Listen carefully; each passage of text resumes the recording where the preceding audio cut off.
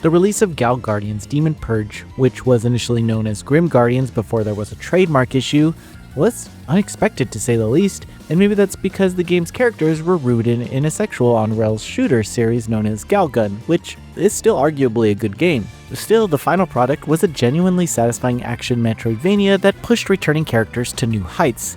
Now, a sequel titled Gal Guardians Servants of the Dark has already arrived, featuring new leading characters different from the previous two sisters and serving as an overall step up from what came before.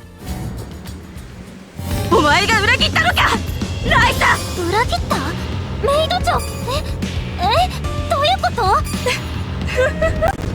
この私が裏切る？勘違いしないでください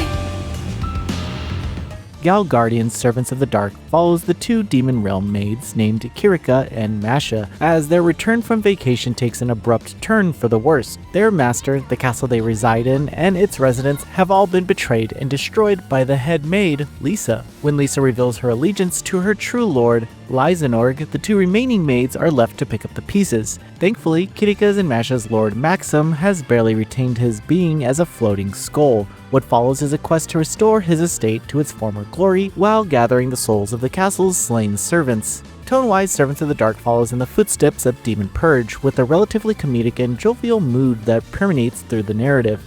Kirika, Masha, and even the skull of their lord, who consistently accompanies them, share an endearing dynamic full of genuine care that I didn't expect. Additionally, while they're mainly one-off minor characters, the various servants of the castle you rescue each stand out for their unique designs and clearly defined purposes. It's all just pretty welcoming. It's not like I disliked the cast of the previous Gal Guardians, but the characters of this sequel, especially the two leading maids, honestly have more presence, and I'm sincerely glad for that.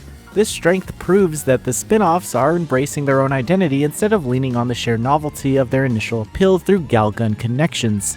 The gameplay progression in Servants of the Dark is as you would expect. Various zones are explorable, with interconnectivity blocked off by unlockable upgrades that remove restrictions. Nothing particularly noteworthy is done with the general Metroidvania components here, but while playing it's familiarly satisfying. Admittedly, I found the exploration more compelling than in the previous game, chiefly due to the more open-ended map design and meaningful optional pathways. Still, a standout implementation here resides in the castle's throne, which allows you to redeem the central collectible, Maxim's Bones, for upgrades. These items are found rather commonly and often from killing enemies. While that may sound a little irksome, they're usually gathered in large enough quantities to make each trek outside the castle feel weighty.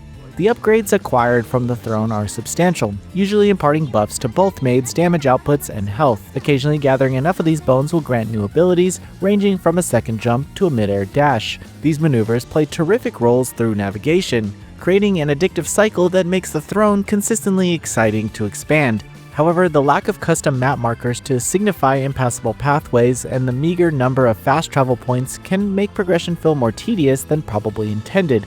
Granted, the collective map isn't large enough to make backtracking annoying, but it can be frustrating if you're unclear where to go next. Adding map markers from the start would likely mitigate this fault, but being able to walk around with the map open is pretty sweet.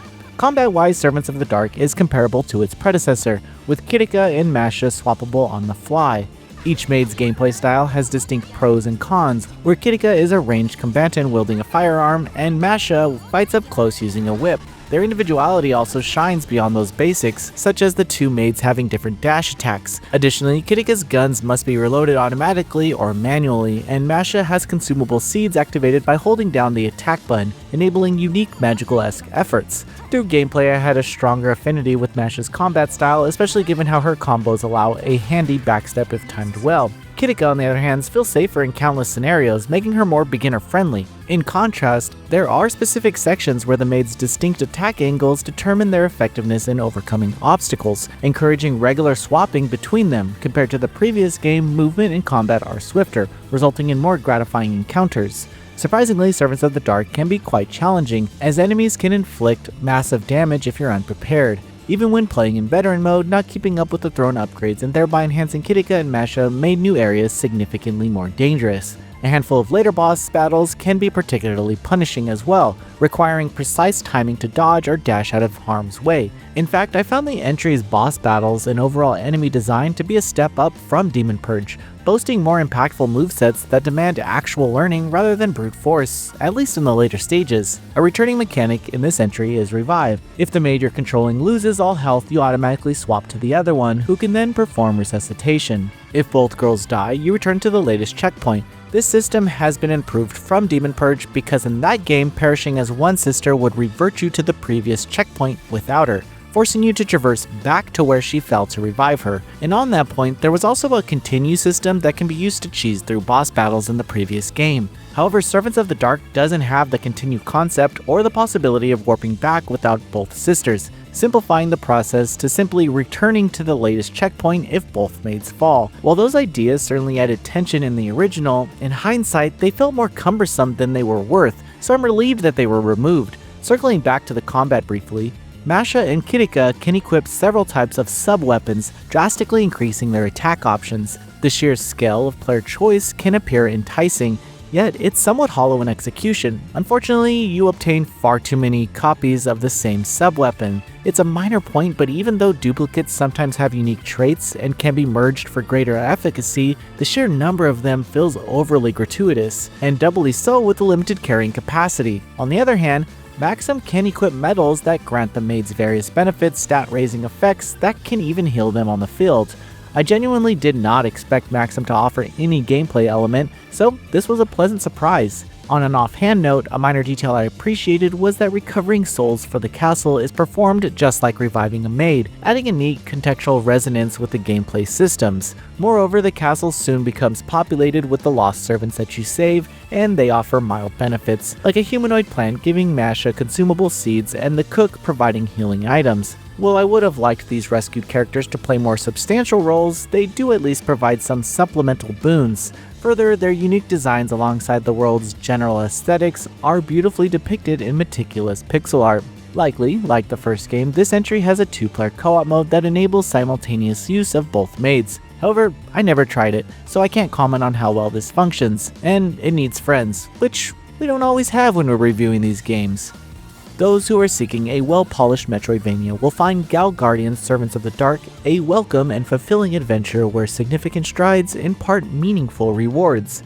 Aside from a few notable design oversights that could have made the Demon Realm feel less vexing, the execution of its strengths in combat and exploration, bolstered by lovable leads, far outweighs those shortcomings.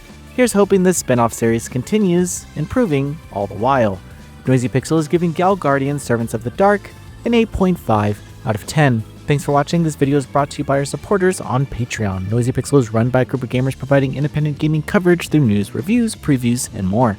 Check out our Patreon to help support our continued growth, and subscribe to keep up with all our future content.